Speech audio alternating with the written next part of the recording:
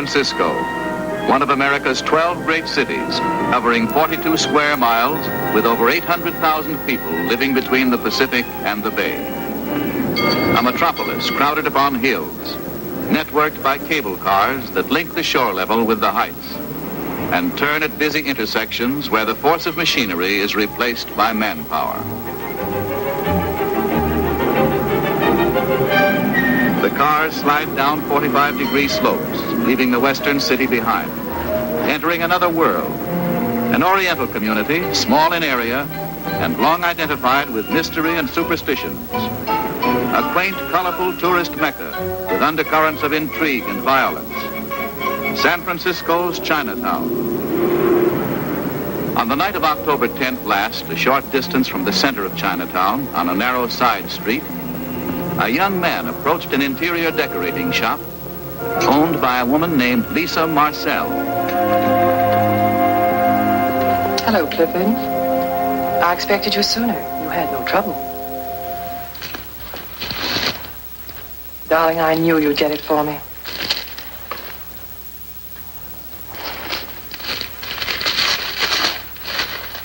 It's lovely. We should receive a very good price for this. A very good price.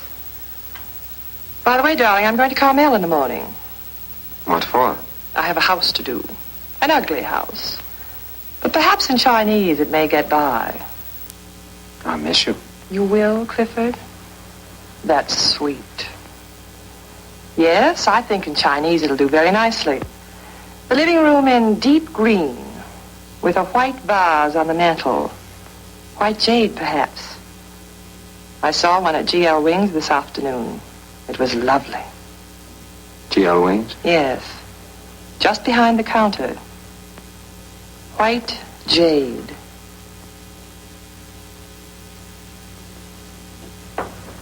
You will take care, darling. Don't I always? Will you be back tonight, Clifford? Yes.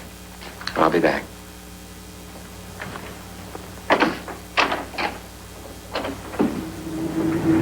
Ladies and gentlemen, you're now entering one of the most unusual sections in America. A small rectangle of only 20 square blocks, each packed with over 1,000 human beings.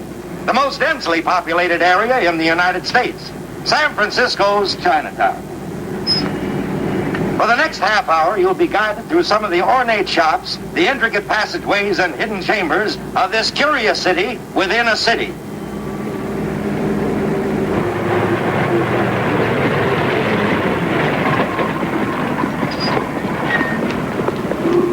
Take it easy, folks. Watch your step. All right, ladies and gentlemen, let's go. And remember, I don't want any of you getting lost in Chinatown, so keep close together. Just stay in one group and there's nothing to worry about.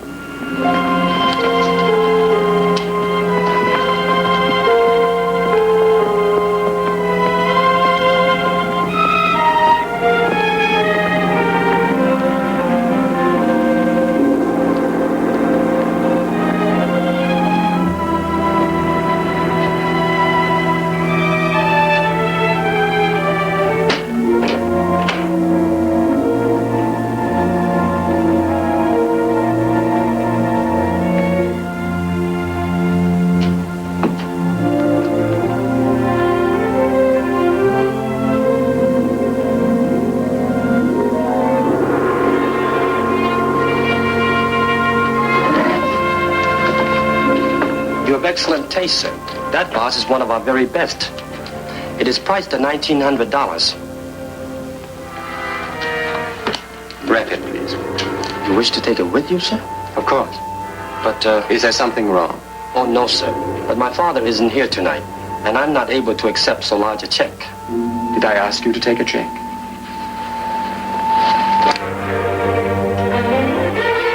Go ahead and wrap it. You were closing anyway.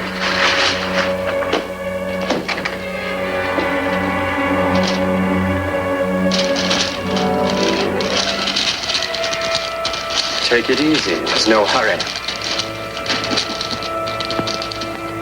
Here, let me help you.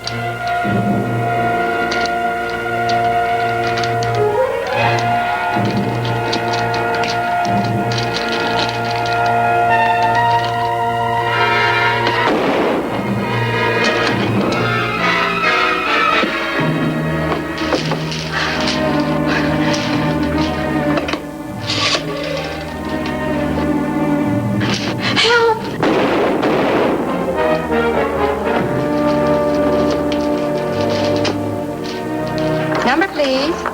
Jurugi. Awing Ganpo, Yayan Dagi.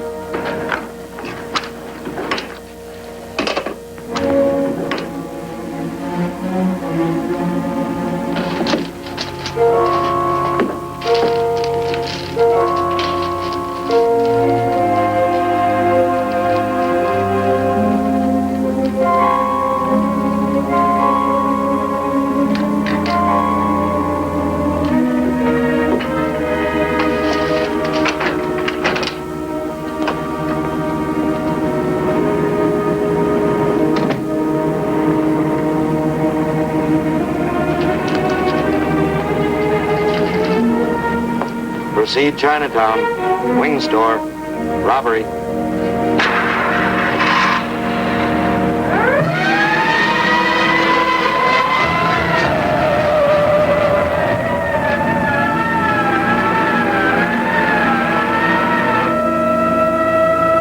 Watch your step, ladies and gentlemen. Watch your step.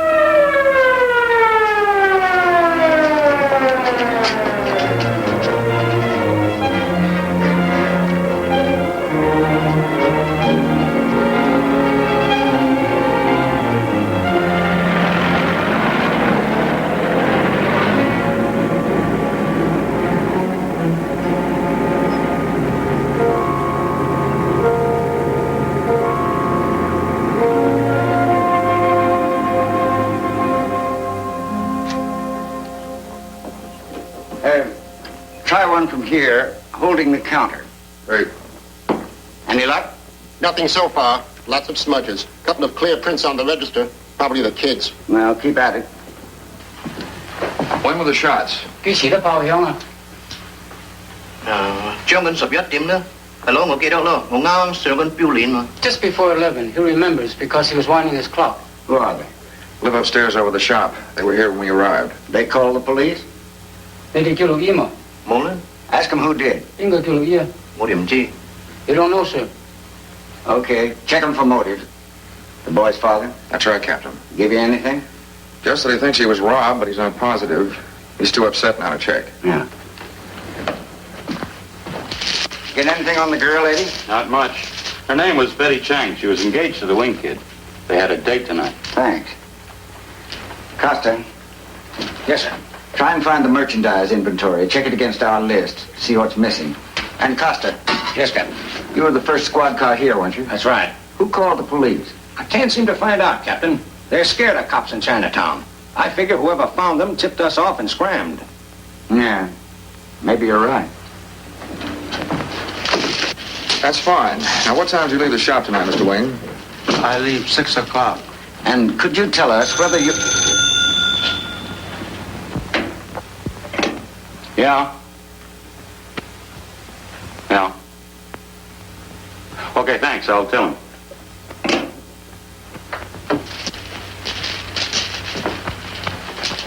Receiving hospital call.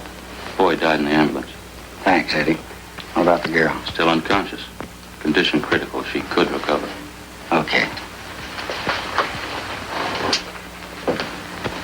You better tell the old man that his boy died.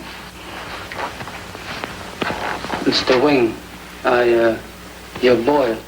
No. Tell him in Chinese. Wing 大家，個仔過後啦。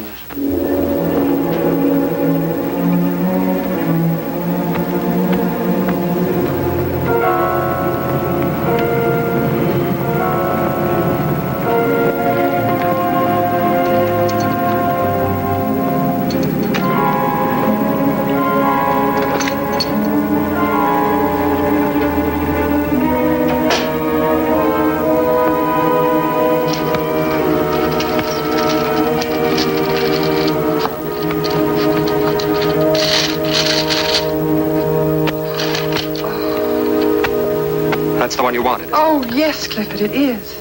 It is. It's beautiful, isn't it? You're the expert. Was it difficult getting it? No. No trouble at all. You seem a little nervous. Would you like some brandy or a cup of hot coffee? No, I'm just tired, that's all. I think I'd better go home. Good night, darling. I'll be back just as soon as possible. Good night, Lisa.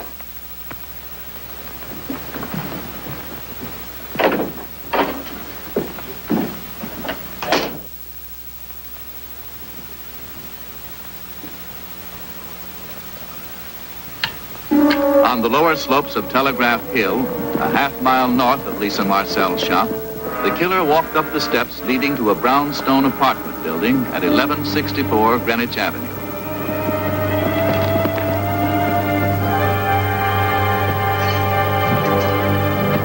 As he came down the hall and entered his flat in the rear of the second floor, he felt a sudden chill.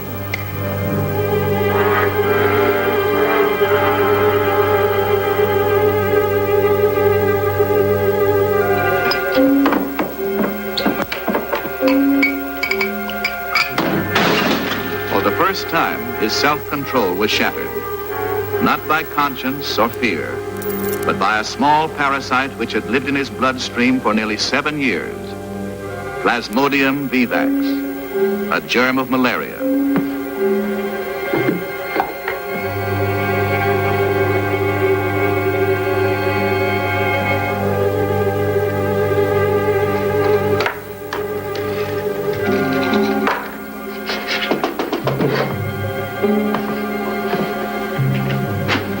What do you want? I heard a crash. It woke me. Go back to sleep, Mrs. Dryden. But you broke something. I'll clean it up. I don't want the carpet stain. The carpet's stained, I'll pay for it. But Clifford... I rented this apartment because I wanted privacy. I thought you understood that. Are you sick, Clifford? Good night, Mrs. Dryden. Good night.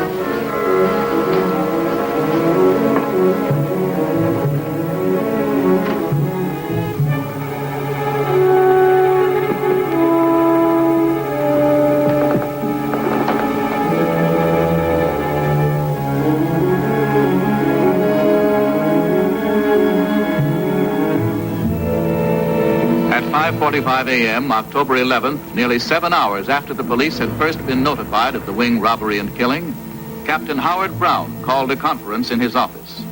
We haven't got much. When the girl comes to, we may get a description. What about fingerprints? Nothing. Girl's prints on the phone, but they were smudged. Get anything from the neighbors? Most of them heard the shots, but nobody saw the killer. Costa, how'd your inventory come out? An expensive jade vase is missing and a couple of smaller pieces, all top-grade merchandise. Looks like robbery, all right. Don't be too certain. Fred, check the relatives, both kids. These Chinese are strong on family stuff.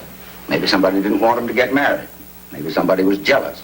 Bill, get together with ballistics and see what conclusions they could jump to. Costa, I want you to find out who called the police. Sure.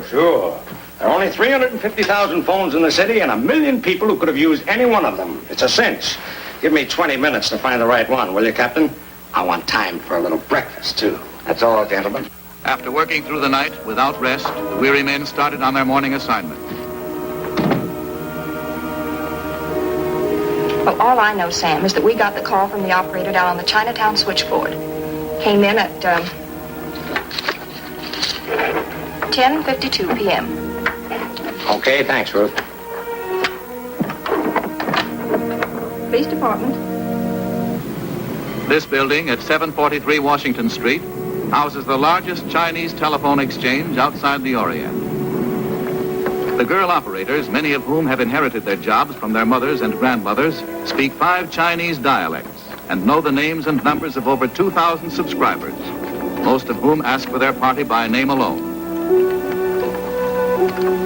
The day operators had no information on the call from the Wing store.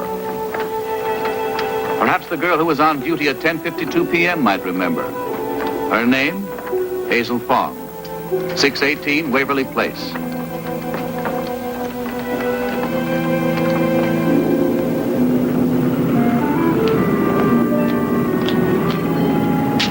The house at this address was one of the few in the area to have survived the San Francisco earthquake of 1906. Lieutenant Costa just wanted to ask a few questions. Did Hazel Fong remember receiving a call from the Wing store last night? Hazel remembered the call well. It had come in just before she went off duty at 11. A girl's voice had said something that sounded like help. Then Hazel heard 2 shots. After that, a man said, "A robbery at Wing store. Call the police." Did she recognize the voice? No. The voice was not one she knew. He spoke Chinese in a Cantonese dialect. Do you think you'd recognize that voice if you heard it again? Yes. Yes, I think I'd know his voice if I heard it again. Of course, I couldn't be positive. Thank you very much, Miss Fong. You'll hear from us. I'll be glad to do anything I can. Anything.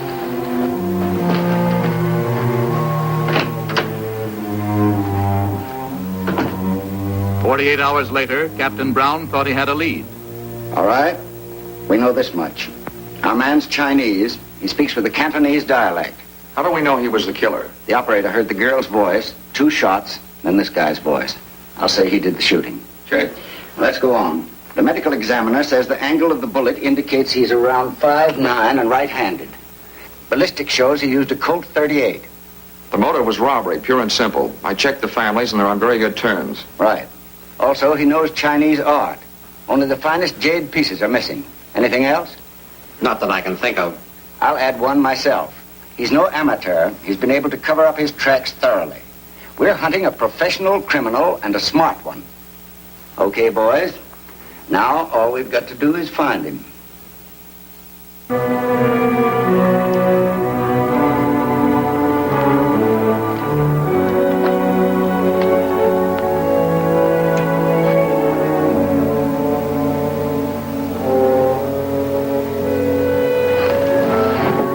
Here was the killer the police sought.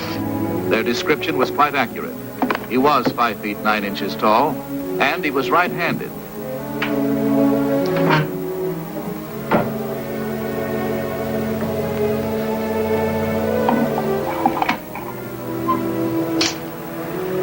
Now repeat this phrase. Would you kindly direct me to the post office? 郵政局喺邊處啊？郵政局喺邊處啊？郵政局喺邊處啊？郵政局喺邊處啊？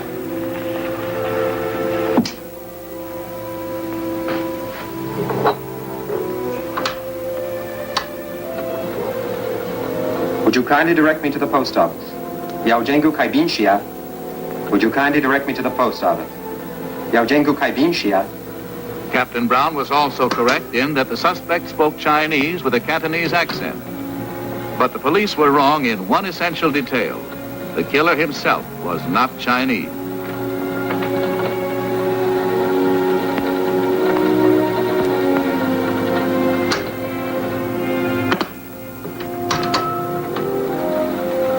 Would you kindly direct me to the post office?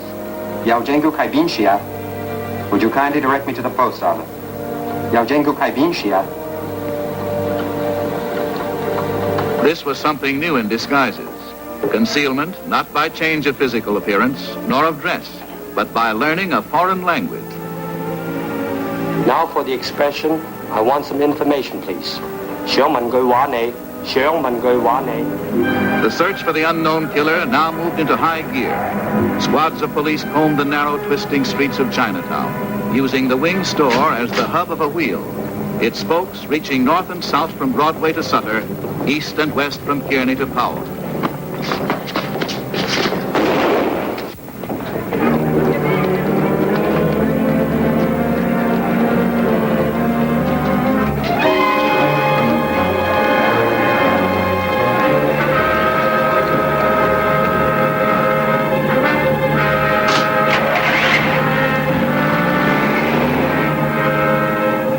Criminals were apprehended and questioned.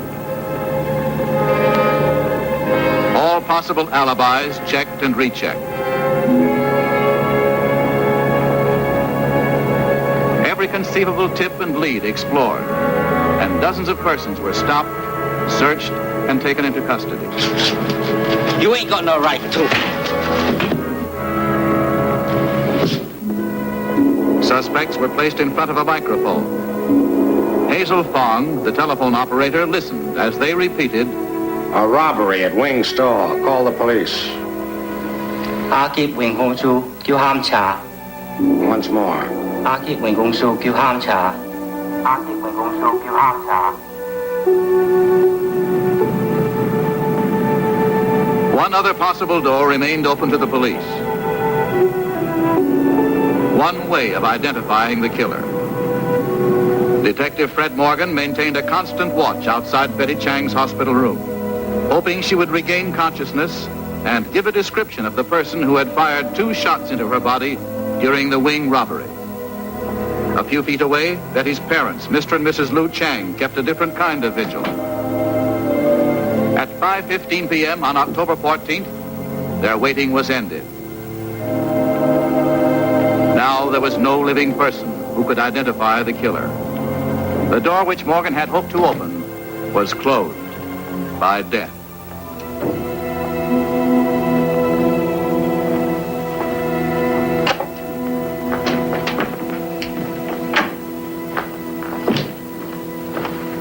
Do you mind if I sit down? Not at all. Yes, sir. Send Morgan and Eddie in. I wonder if they've got any new animals at the zoo. Huh? I promised Jimmy I'd take him there this afternoon. No? Just wanted to remind you that Wednesday is my afternoon off. Don't worry, Costa. I hadn't forgotten. Good. In fact, I've already called your wife and told her not to expect you. You know, that's what I like about you. You're so thoughtful. Want us, Captain? Yeah, sit down. What's up? I just got back from Chinatown. They aren't happy down there. Really? They think we aren't doing anything. They could be right. What's more, they're getting a little tired of being rounded up and questioned. Well, what are we supposed to do? Dream up the guy? We haven't had one suspect that looks even close. Maybe we've been going at this thing hind end foremost. Huh? We don't know what our man looks like. Agreed. But we know he stole a jade vase, and we do know what it looks like. Oh, manhunt into vase hunt. Here's a photo Wing made for an art magazine layout. What about other thefts of antiques? Yeah, that stuff stolen from the shop out in Seacliff. Maybe we can tie it up. Could be. No dice. That bandit was a young Mexican. Well, there was an expensive gold box lifted on Sutter Street a few days ago. By a stick-up man with an Italian accent. No tie-up there. Not unless he has 10 nationalities, including the Chinese. Well, what are you waiting for? A pat on the head? Well, what'll we do with this? Get a cut made. Run it in every paper in the Bay Area. Ask for any and all information concerning the whereabouts of this vase. If that doesn't work, we'll get out special bulletins. But it'll do for now. Give it a try. Yeah. You know, sometimes I wonder how you guys get your pants on in the morning without somebody to help you.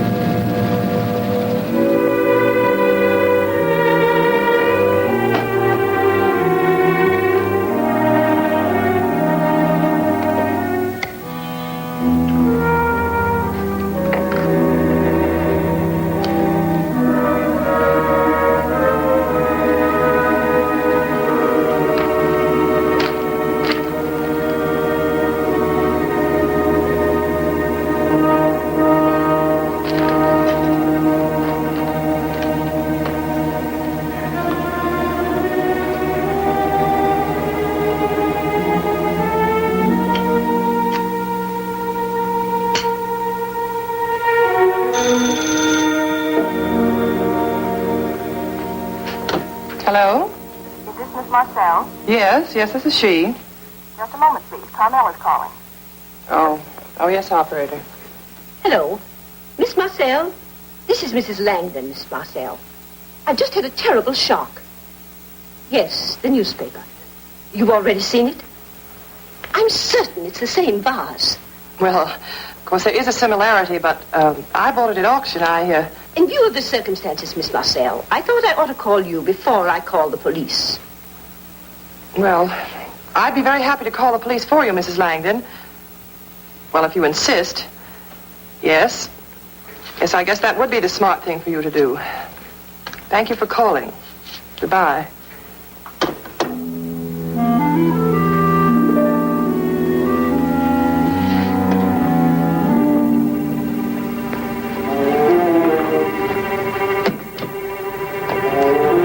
Lieutenant Costa. Lieutenant Costa speaking. 118 Drake Lane. Pick up Lisa Marcel. Gotcha. 118 Drake Lane. Lisa Marcel. We're on our way.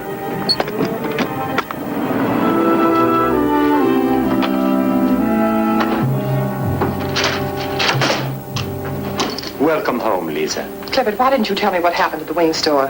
Why did you let me find it out in the newspapers? Well, what's the difference? You've sold the vase, haven't you? Yes, that's just the trouble. Look, that woman in Carmel has already telephoned the police. They'll be here any minute. I've got to get away from here. I've got to. You're all packed. Darling, you must understand. We have to separate. I have to leave. It's dangerous for us to be together. But why, Lisa? Why must we separate? The police, if they find me here, they'll arrest me. What would happen if they did? Oh, Clifford, what are you driving at? What do you mean? Oh, I've never seen you like this before, Lisa. You're frightened. You're really frightened. Why? I know what would happen if you were arrested, Lisa. You'd tell them about me. Wouldn't you? No, Clifford, no. You're quite right, Lisa. You should go away.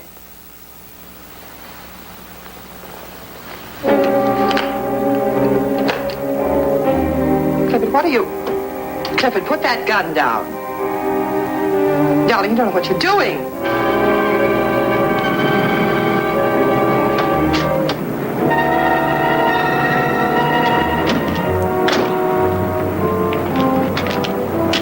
Eddie, you go through the alley. Right.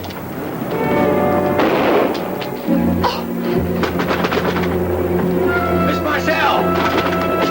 Marcel! Miss Marcel!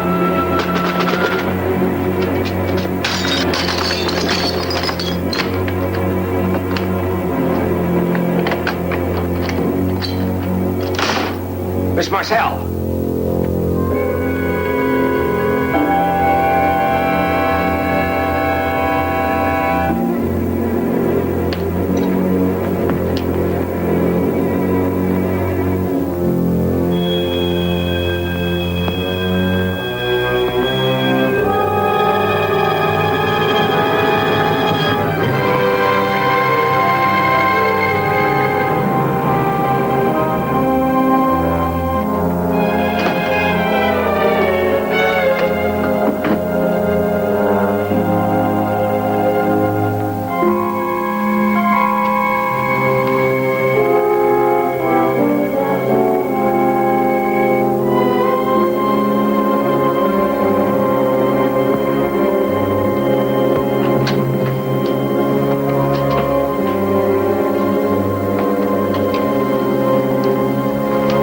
See anybody? He would still be in here. Yeah.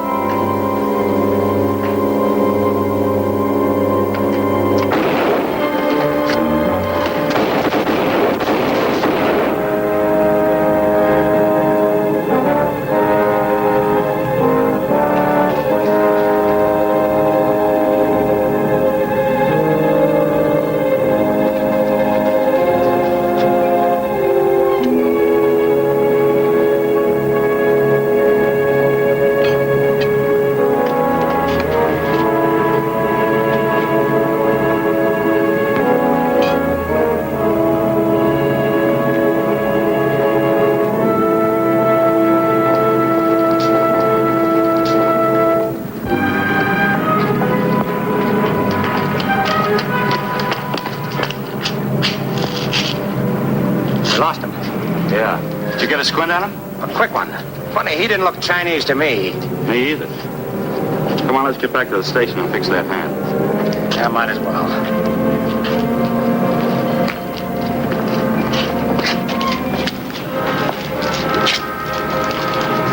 Thank you, Father. Schmidt, a 62-year-old rubbish collector, made an interesting discovery in the alley between Drake Place and Waverly.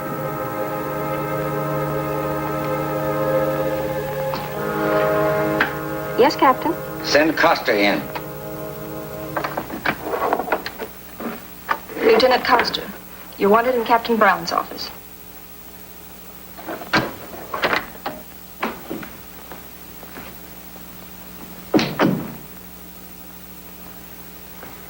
Where'd you lose that guy last night? In the alley between Drake Place and Waverly. Why? This looked familiar? Yeah. Very. That's something to start on. In the garment district, police could get no information, except that the top coat was retailed by several local stores. At one of these, the trail ended. The coat was shown to several clerks in the menswear department. After examining the garment, John Winston, one of the salesmen, remembered selling the coat. But it was a staple item sold for cash, and no record of the customer could be found.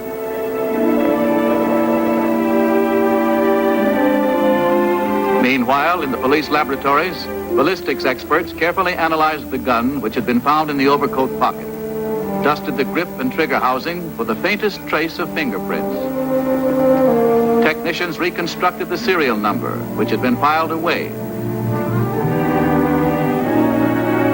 studied the mark of the barrel striations on the bullet, which had been taken from the body of Lisa Marcel.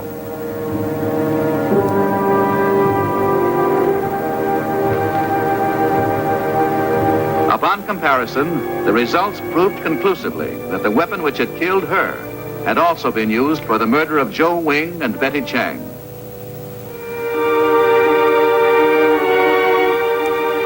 Detective Morgan was able to trace the gun to a pawn shop from which it had been stolen nearly 6 months earlier.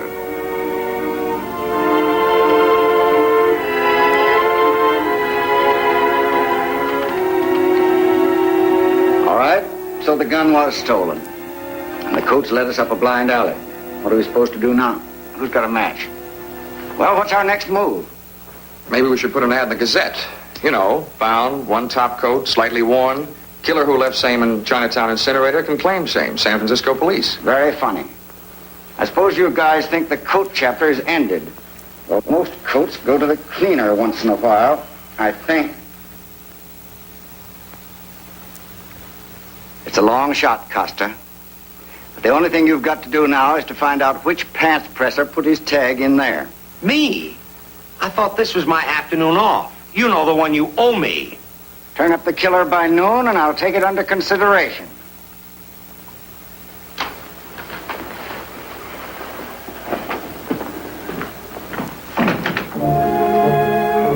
Lieutenant Costa began by checking manufacturers of cleaning tabs similar to the one found in the overcoat lining. At the Northern California Tag Company, 2011 Bayshore Highway in the industrial section of South San Francisco, the assistant sales manager recognized the tab as one of their own make. At Costa's request, he referred to the company files and secured a list of the 43 cleaning establishments in the Bay Area who had purchased this kind of tab during the preceding 18 months.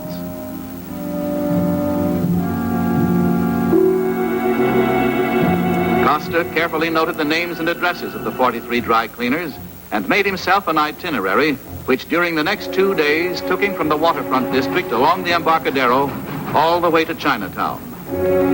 By the time he had passed the intersection of Grant Avenue and California Street, he had checked 23 cleaners and dyers off his list. Number 24 was the quality cleaners on Grant Avenue.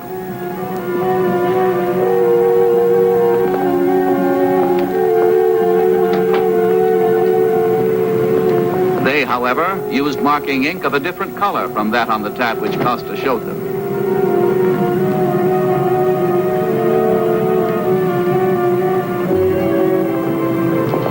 Number 25 was Sam Chang's Laundry and Cleaning, a block and a half north.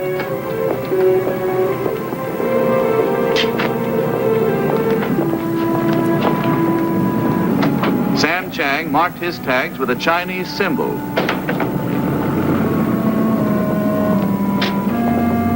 So the search continued.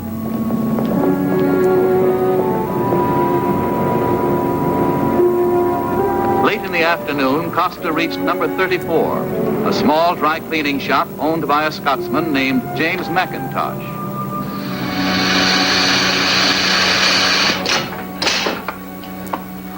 Aye, that's my tab. Then you recognize the coat. I didn't say that. Well, you must have some idea who it belongs to. Well, I didn't say I do, and then again I didn't say I don't. I do. Well, it belongs to a young fella. Dark, kind of thin, but I didn't know his name. He's cash and carry. Any idea where he lives? I'm not sure. Could be around the corner on Greenwich Avenue. I think I seen him coming out of Mrs. Dryden's. How do I get there? Second house up from the corner. Thank you. He seems a nice lad. Has he been up to some mischief? Yeah, you might call it that.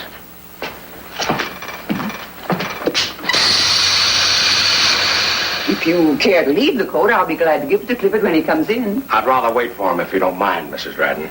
You're sure he's expecting you? I'm pretty sure. Very well. He should be here in a few minutes.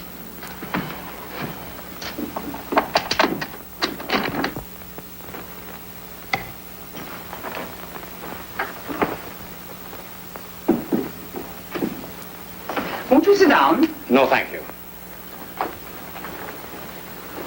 Quite a place. Oh, yes. Clifford did the decorating himself. He has excellent taste for a young man.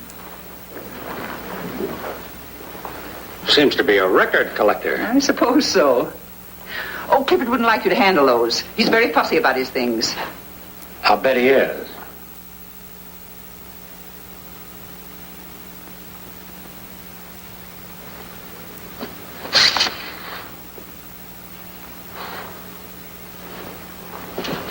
Well, really, I don't think I should allow you to.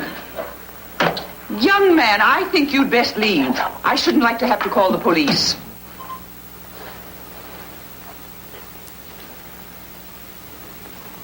Well, what's this? I'm sure I don't know.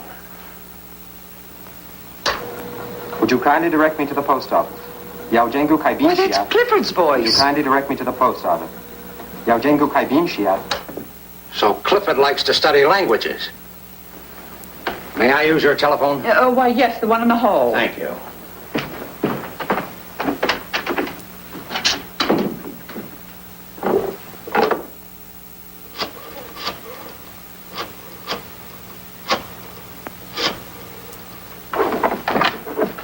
Police department.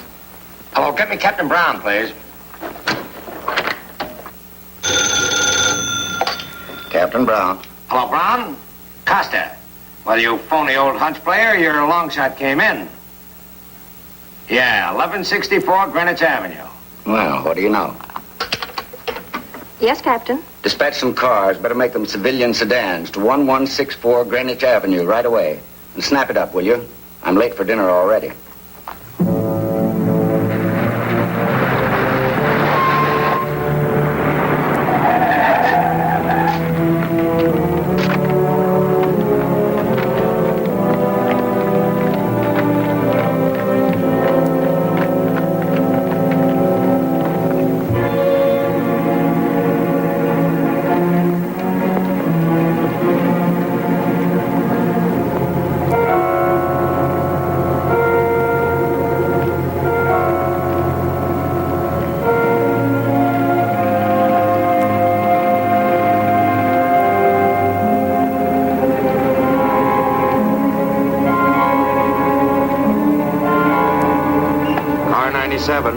Car 97, a holdup in progress at 1223 Market.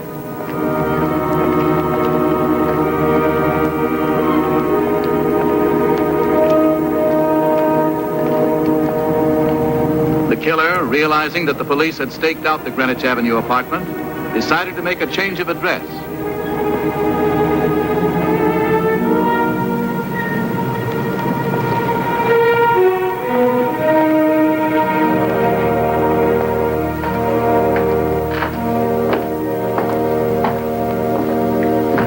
I'd like a room.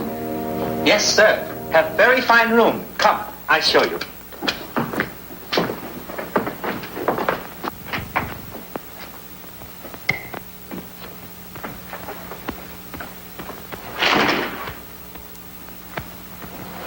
Is this door locked? Yes. Oh, yes.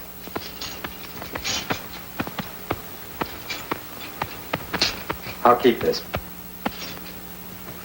Good night. I want to sleep. Okay, boss. Okay.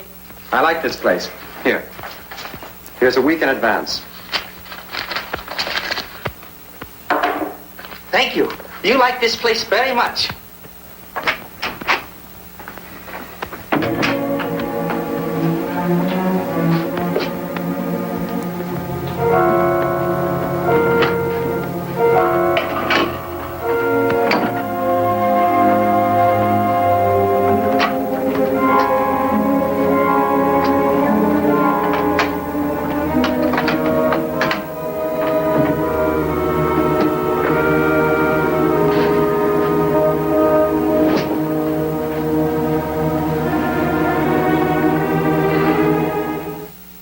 working on their first tangible discovery, the wire recording.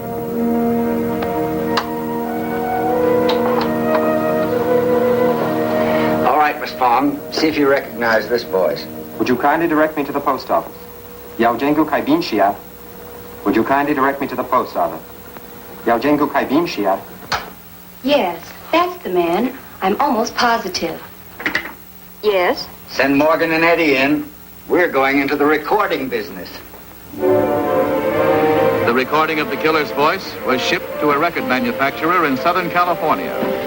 Here, the wire was cut, transcribed, and pressed into the wax grooves of several hundred records.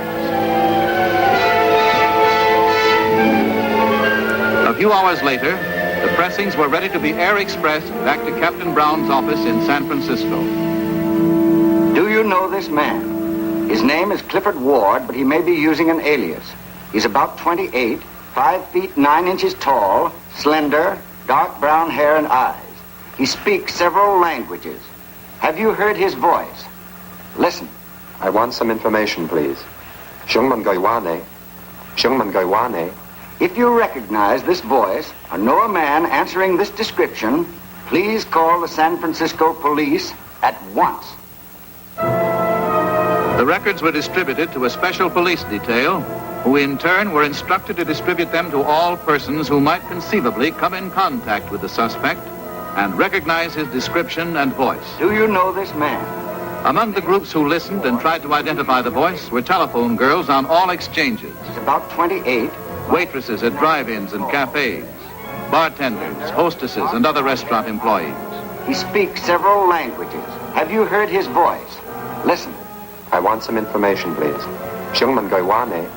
Shungman Gaiwane. Bus operators, cable and streetcar conductors, and taxi drivers all over the Bay Area. Please call the San Francisco police at once. Meanwhile, a 24-hour guard was placed outside the apartment building in which the killer had lived at 1164 Greenwich Avenue, on the off chance that he might return for some of his property.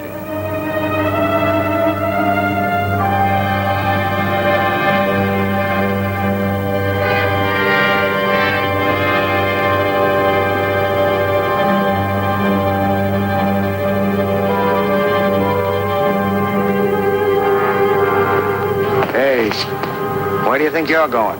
Delivering a wire. Yeah? What's it for? This is Emily Dryden, 1164 Greenwich Avenue. Do you want to sign for it? Go ahead, it's first door on your right.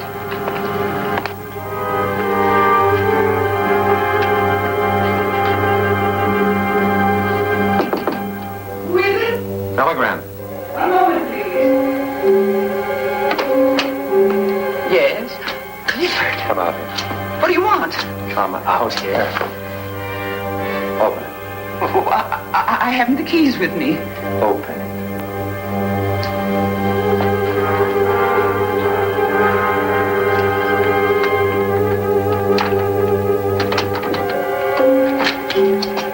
Go ahead.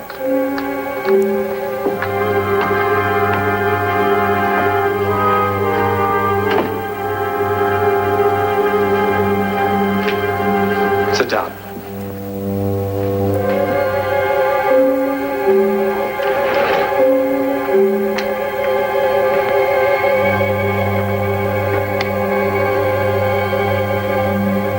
Why did you come back here, Clifford? This is my home. You always said to think of it as my home. Sit down. That's better. Now tell me, how do the police know I live here? I'm not sure. Something about your coat. Did you call them? No. How much do they know about me? What do you mean? You gave them a description. No, not exactly. And after I leave, you won't tell them I was here. Oh, no, of course not, Clifford.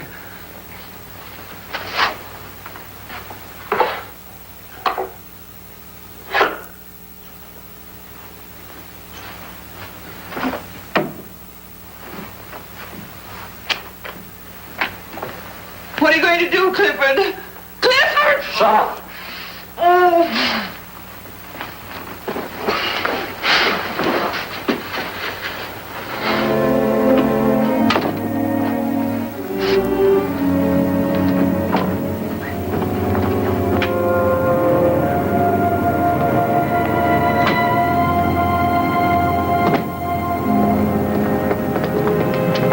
find her all right? Yeah, business is good. She gave me a return wire. Bad news, you figure? Maybe. You never know.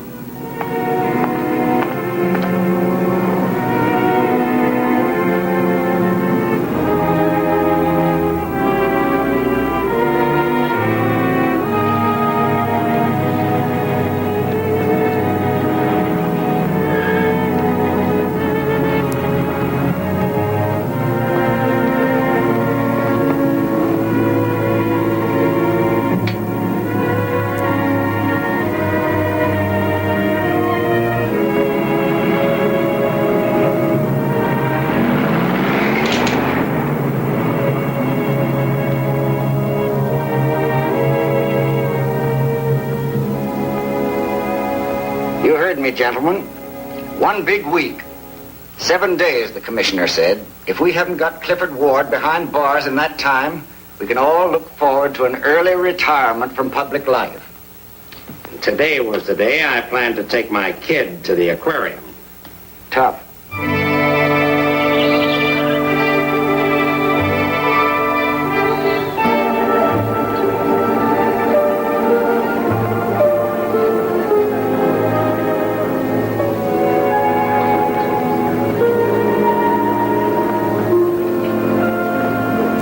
Familiar faces? They say we were all fish at one time or another. The same way we were monkeys. Haven't made much progress, have we? No, we haven't.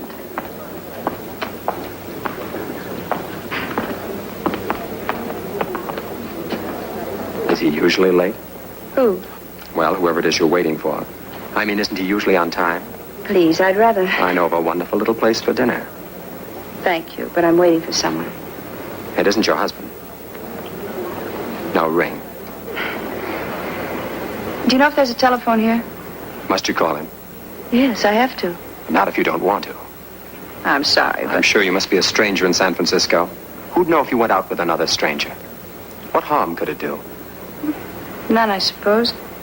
We could have dinner and a ride in a cable car. I'll bring you home whenever you like. Well, I don't usually... Oh, you understand. I understand, but this is an exception. It would be, if I went with you. Well... All right. I don't like fish anyway. While the police searched desperately for the killer, he was taking his companion sightseeing on a cable car. They ate lobster at Fisherman's Wharf, visited Golden Gate, the Museum of Art, and at the Palace of the Legion of Honor studied Rodin's classic statue of the thinker. In 5 hours, hundreds of people saw him and the girl, spoke to them and served them food without the slightest thought that here was the man the police were seeking.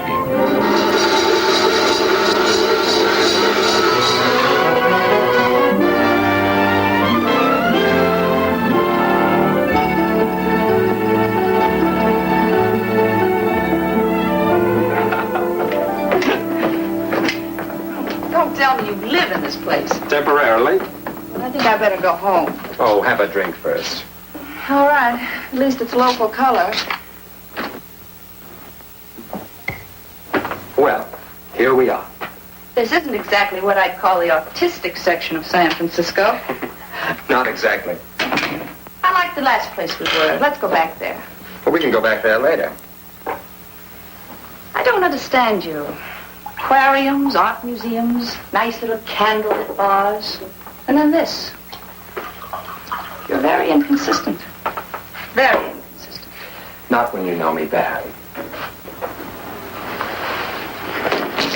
Be careful, you spilled my drink. I'm sorry. I'll make you another one. Oh, don't bother. I really should go. It's no bother. You're a very paradoxical young man. I've decided that. Have you? What's the matter? Are you all right? You can't handle your liquor very well, can you? It's not the liquor. What's wrong with you, then? I'll be all right in a moment. I better call a doctor. No. But you're sick. Just leave me alone. Please let me call a doctor. Would you please go? Well, I'm only trying to... Get out.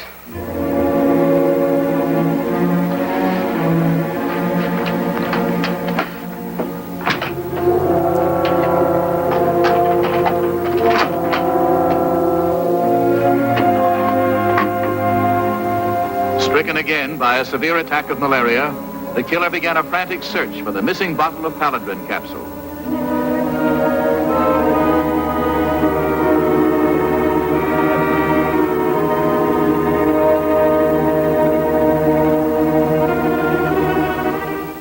I'm sorry. I can't sell you Paladrin without a prescription. But I've just had an attack. I may have another. Well, don't you know a doctor? There isn't time.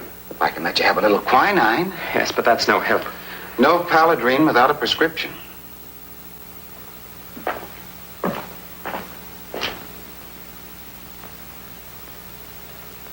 If I have my doctor call you, would you take care of me? Yeah, I guess that'd be all right. What's your number? Tell him to ask for the Greer Pharmacy on the Chinatown Exchange.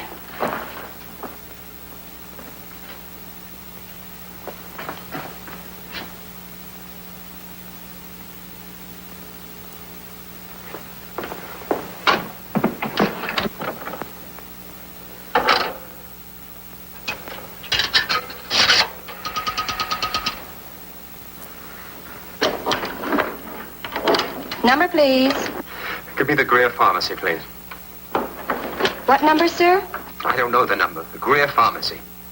Yes, sir. Hurry, please. Call Captain Brown, Police Department. What's the matter, Hazel? Tell him I think Clifford Ward's in a phone booth on the corner of Grant and Sacramento. Gotcha. Greer Pharmacy. This is Dr. A.C. Deaver. The patient of mine was just in your store asking for Paladrin. Would you accept this call as an authorization for a prescription? Yes. And the dosage? 20 Paladrin, 1 1/2 grain, as directed. Is in his name, Doctor? Dunn. Thomas Dunn. He'll be right in to pick it up. Thank you. At the corner of Grant and Sacramento, Captain. Wait a minute. Hazel wants to talk to you. I'm not positive, Captain. He said he was a doctor. Yes, Greer Pharmacy. Dr. A.C. Deaver. And he was ordering some drug for a patient named Thomas Dunn. I hope I'm right, Captain. Thank you. Yes? Send the nearest patrol car to the corner of Sacramento and Grant. It may be Clifford Ward. All cars have a complete description. Yes, sir. And get a car for me. Car 9, proceed Sacramento and Grant. It may be Clifford Ward.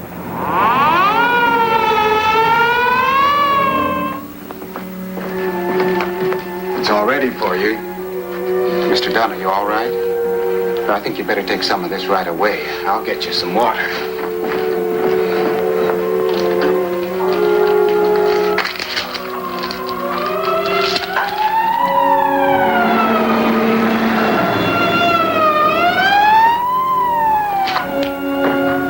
Mr. Dunn, here's your...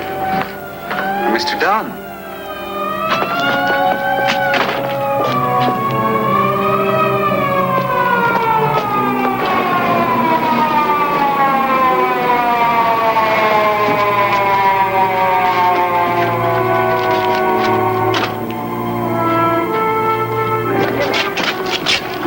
Cover the back door. Come on. The police were already too late. Clifford Ward had slipped away in the gathering crowd. But this had been very close. The druggist still had a complete mental picture of the customer who had so urgently needed Paladrin and had so quickly departed. Yes, he was dark. Dark hair, dark eyes, about 5'9". A nice-looking boy, exactly Mrs. Dryden's description of her missing tenant. Hazel Fong had been right.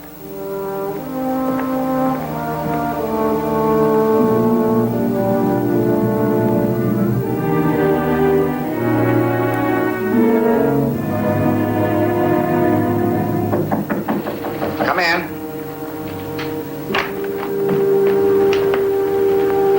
Dr. Deaver never heard of him, and he doesn't remember ever treating anyone who looks like him. Our boy must have pulled the name right out of the phone book. He needed that stuff. They only use it in severe cases. So he's had an attack of malaria. What good'll that do us? He'll get well. Guys like him always do. But not for a couple of days. He'll stay put that long, but maybe that'll be long enough. For what? For us. I've been checking with the medics. The way he was feeling, he couldn't have walked more than 2 blocks to the drugstore and back to wherever he started from. Well, that narrows it down. Right down to this.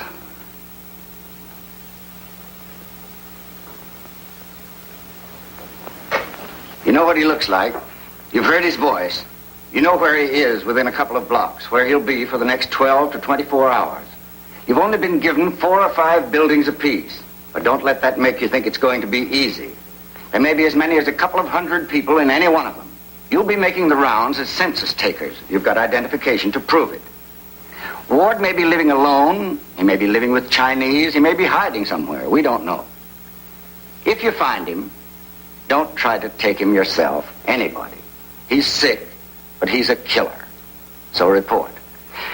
Well, that's it. Oh, one thing more. If you don't get an answer someplace, keep pounding on the door. Do something to make them open up. If you still can't rouse anybody, make a note of the address and we'll go back. Well, you've got 24 hours.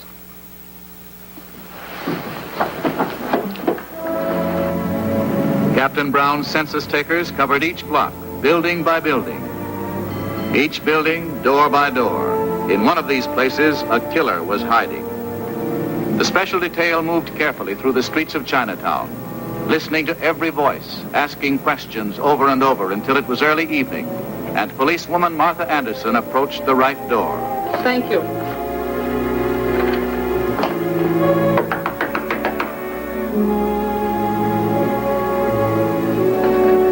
Is there anybody in here?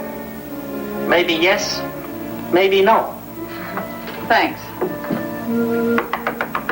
Anybody home?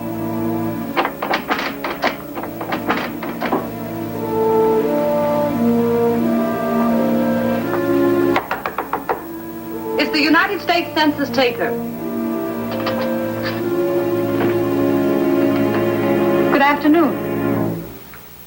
What do you want? A few questions for the census. Make it short. I'll do my best. Your name? Carl Wilcox. You live alone? Age? 28. Single? Occupation? Unemployed. I guess that's all. Thanks. Sorry to have disturbed you.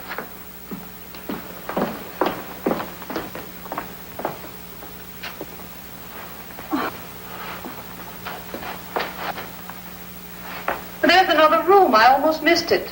I don't want San Francisco to lose population on account of me. Who's there? I'm the census taker. I'd like to ask a few questions. How many people live here?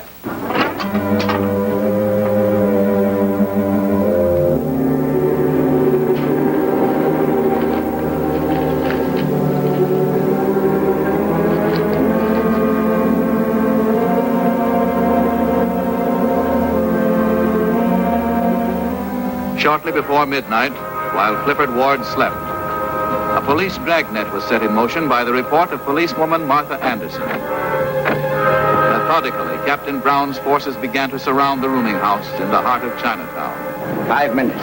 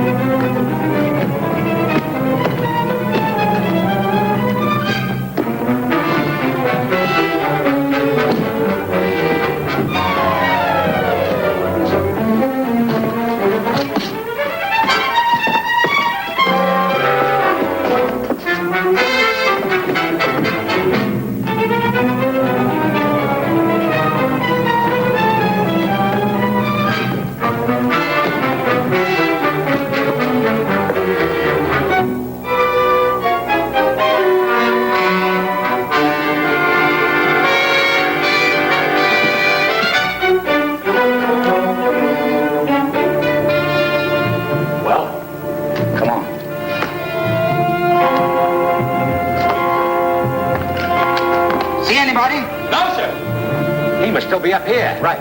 I'll take the far side.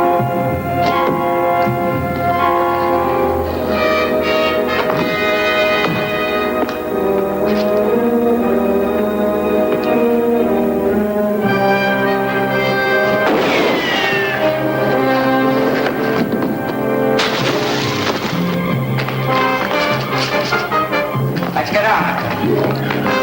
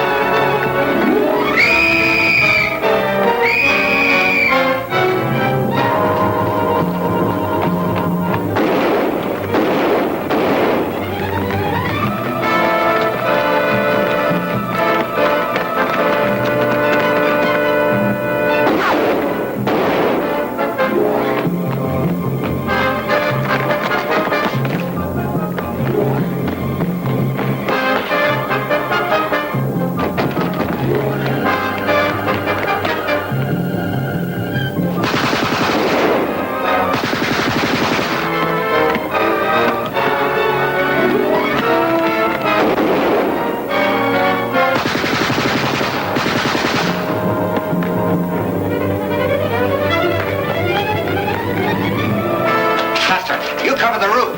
Come here.